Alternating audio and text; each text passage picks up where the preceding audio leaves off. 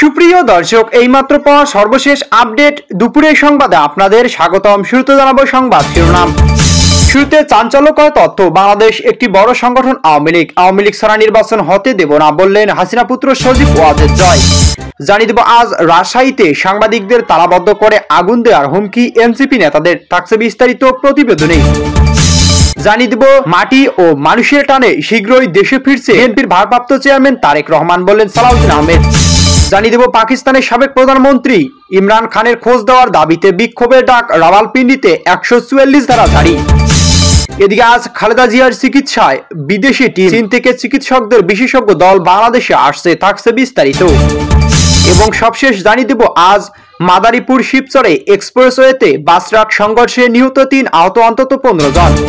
সুপ্রিয় দর্শক মন্ডলী, এতক্ষণ শুনছিলেন সংবাদ শিরোনাম। এবার জানাবো বিস্তারিত। তার আগে অনুরোধ থাকবে ভিডিওটি ভালো লাগলে এবং সর্বশেষ আপডেট সংবাদ পেতে চ্যানেলটি সাবস্ক্রাইব করুন। ধন্যবাদ।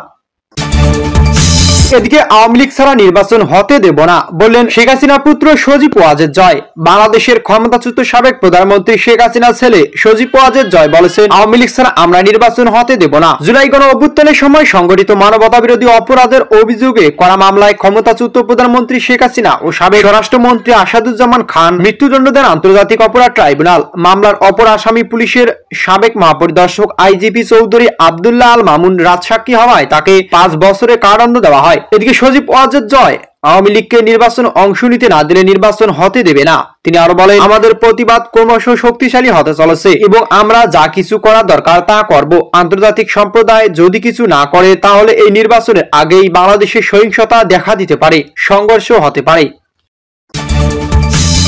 এদিকে আজ রাজশাহীতে সাংবাদিকদের তালাবদ্ধ করে আগুন দেওয়ার হুমকি এনসিপি নেতাদের। রাজশাহীতে জাতীয় নাগরিক পার্টি এনসিপির 2 নেতা সাংবাদিকদের তালাবদ্ধ করে আগুন দেওয়ার হুমকি দিয়েছেন বলে অভিযোগ করেছে।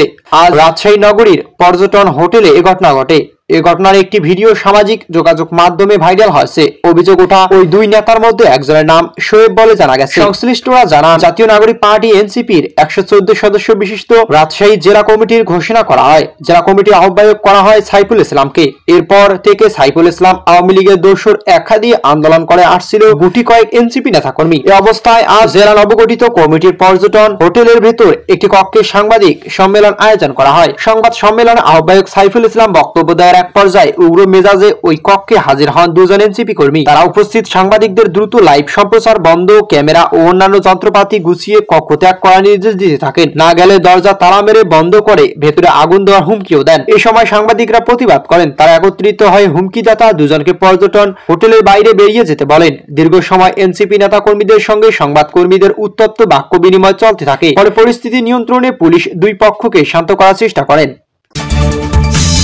এদিকে শীঘ্রই দেশে ফিরছেন তারেক রহমান বললেন সালাউদ্দিন আহমেদ। শীঘ্রই দেশে ফিরছেন বিএনপির ভারপ্রাপ্ত চেয়ারম্যান তারেক রহমান বলে জানিয়েছেন দলটির স্থায়ী কমিটির সদস্য সালাউদ্দিন আহমেদ। এদিকে আজ কমিটির বৈঠক শেষে তিনি কথা বলেন। সালাউদ্দিন আহমেদ বলেন, অন্যান্য বৈঠকের মতো নিয়মিত বৈঠক হয়েছে স্থায়ী কমিটির, তবে নতুন করে বেগম খালেদা জিয়ার স্বাস্থ্যের বিষয়ে আলোচনা হয়েছে এবং বেগম খালেদা জিয়ার স্বাস্থ্য নিয়ে ডক্টর AZM জাহিদ হোসেন বলেন বলেও দলের পক্ষ থেকে জানানো হয়েছে। এদিকে ইমরান খানের খোঁজ দেওয়ার দাবিতে বিক্ষোভের ডাক রাওয়ালপিন্ডিতে 144 ধারা জারি। পাকিস্তানের সাবেক প্রধানমন্ত্রী ইমরান খান আদিয়ালা কারাগারে মারা গেছেন এমন গুঞ্জন কয়েকদিন ধরে সামাজিক যোগাযোগ মাধ্যমে ছড়িয়ে পড়ছে। গুঞ্জন বাড়লেও সরকারের পক্ষ থেকে কিংবা কারা কর্তৃপক্ষ ইমরানের অবস্থা সম্পর্কে কোনো তথ্য দিচ্ছে না। পরিবার দীর্ঘদিন তার সঙ্গে দেখা করতে পারেনি। এই অবস্থায় ইমরান খানের খোঁজ জানতে এবং তার নিরাপত্তা নিশ্চিতের দাবিতে বিক্ষোভে ডাক দিয়েছে তার দল পাকিস্তান তেহরিক ইনসাফ PTI। তবে এই কর্মসূচি ঠেকাতে রাওয়ালপিন্ডিতে 144 ধারা জারি করেছে স্থানীয় প্রশাসন। এতে সব ধরনের সভা সমাবেশ নিষিদ্ধ করা হয়েছে। এদিকে রাওয়ালপিন্ডিতে ডেপুটি কমিশনার হাসান ওয়াকার সীমা জানিয়েছেন 1 থেকে 3 ডিসেম্বর পর্যন্ত 144 ধারা বলবৎ থাকবে। সরকারি ঘোষণা বলা হয়েছে জননিরাপত্তা, শান্তি ও স্থিতিশীলতা বজায় রাখতে এই সিদ্ধান্ত নেওয়া হয়েছে। 144 ধারা আওতায় নিষেধাজ্ঞাগুলো হলো যেকোনো সভা সমাবেশ, মিছিল, বিক্ষোভ ও 5 জনের বেশি লোক জমায়েত করা যাবে না। অস্ত্র, লাঠি, শুল, বল বেয়ারিং, পেট্রোল বোমা বা সহিংসতা ব্যবহৃত হতে পারে এমন কোনো উপকরণ বহন নিষিদ্ধ।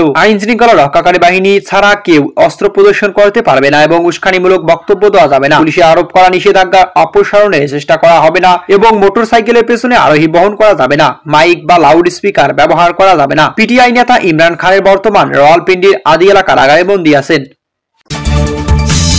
এদিকে খালেদা জিয়ার চিকিৎসায় বিদেশি টিম। রাজধানী এবার কেয়ার হাসপাতালে চিকিৎসাধীন বিএনপি চেয়ারপারসন ও সাবেক প্রধানমন্ত্রী বেগম খালেদা জিয়ার অবস্থা অত্যন্ত সংকটাপন্ন। 2 দিন সামান্য উন্নতির পর গতকাল আবারও অবনতি হয়েছে তার স্বাস্থ্যের। এদিকে তাকে সিসিইউতে ভেন্টিলেশন রাখা হয়েছে। বেগম খালেদা জিয়ার চিকিৎসায় সহায়তা করতে চীন থেকে আসা 5 জন বিশেষজ্ঞ চিকিৎসক প্রাথমিক মেডিকেল টিম রাজধানী এবার কেয়ার হাসপাতালে পৌঁছেছেন। এদিকে আজ তৃণমূল চিকিৎসক দলটি ঢাকায় আসবেন। এছাড়া যুক্তরাষ্ট্র, যুক্তরাজ্য, কানাডা সহ বিভিন্ন দেশের বিশেষজ্ঞ চিকিৎসকদের সমন্বয়ে গঠিত মেডিকেল টিমের সদস্যরা ভার্চুয়ালি যুক্ত হয়ে দফায় দফায় বৈঠক করে পরিস্থিতি পর্যবেক্ষণ ও বিশ্লেষণের মাধ্যমে দেশনেত্রীর চিকিৎসা চালিয়ে যাচ্ছেন। বেগম খালেদা জিয়ার চিকিৎসা নিয়ে দুপুর থেকে সামাজিক যোগাযোগ মাধ্যমে বিভিন্ন মিডিয়ায় নানা রকম গুজব ছড়াতে থাকে। বাড়ার সাথে সাথে বিএনপির মহাসচিব মির্জা ফখরুল ইসলাম আলমগীর জানান, চেয়ারপারসন খালেদা জিয়ার শারীরিক অবস্থা অপরিবর্তিত রয়েছে। দেশি বিদেশিদের চিকিৎসকদের নিবিড় পর্যালোচনা তিনি চিকিৎসা নিচ্ছেন। বিভিন্ন যোগাযোগ মাধ্যম এবং গণমাধ্যম বেগম খালেদা জিয়ার স্বাস্থ্য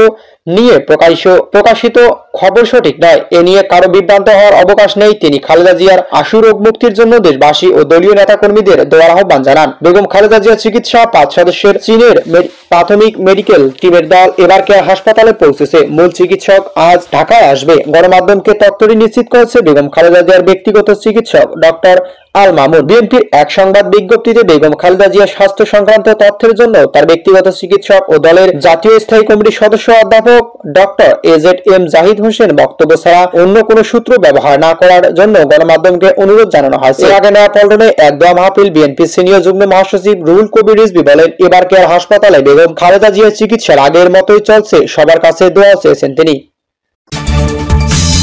এদিকে শিবচর এক্সপ্রেসওয়েতে বাস ট্রাক সংঘর্ষে নিহত 3, আহত অন্তত 15 জনেরও বেশি। ঢাকা ভাঙ্গা এক্সপ্রেসওয়ের মাদারীপুর শিবচর বাস ও ট্রাকের মুখোমুখি সংঘর্ষে 3 জন নিহত হয়েছেন, আহত হয়েছেন কমপক্ষে 15 জন। এদিকে আজ 9টার দিকে আরিয়াল খাঁ ব্রিজের উপর এ দুর্ঘটনা ঘটে। স্থানীয় সূত্রে জানা যায়, ভাঙ্গাবাড়ি লেনে চলা একটি পণ্যবাহী ট্রাকের পেছনে দ্রুতগামী যাত্রীবাহী বাস সজোরে ধাক্কা দিলে দুর্ঘটনা ঘটে। এতে ঘটনাস্থলেই 1 জন সহ মোট 3 জন প্রাণ হারান। শিবচর হাইওয়ে থানা পুলিশ খবর পেয়ে দ্রুত উদ্ধার কাজ শুরু করে। প্রতাপ দাস নামে এক ব্যক্তি জানান, আমি অন্য গাড়িতে করে যাচ্ছিলাম, হঠাৎ করে বিকট শব্দ করে ভাঙ্গাগামী একটি যাত্রীবাহী বাস সামনে থাকা পণ্যবাহী ট্রাকের মধ্যে ঢুকে গেল। দুর্ঘটনা বাসের সামনের দিকে যাত্রীদের হতাহতের সম্ভাবনা বেশি। শিবচর হাইওয়ে থানা ভারপ্রাপ্ত কর্মকর্তা জহুরুল ইসলাম দুর্ঘটনার বিষয় নিশ্চিত করেছেন। তিনি বলেন, দুর্ঘটনায় এখন পর্যন্ত 3 জনের মৃত্যু হয়েছে, আহতদের উদ্ধার করে হাসপাতালে পাঠানো হয়েছে। ঘটনাস্থল থেকে একজন মরদেহ উদ্ধার করা হয়েছে। এছাড়া হাসপাতালে আরো 2 জন মারা গেছেন। নিহতের পরিচয় এখনো নিশ্চিত হওয়া যায়নি বলেও জানানো হচ্ছে।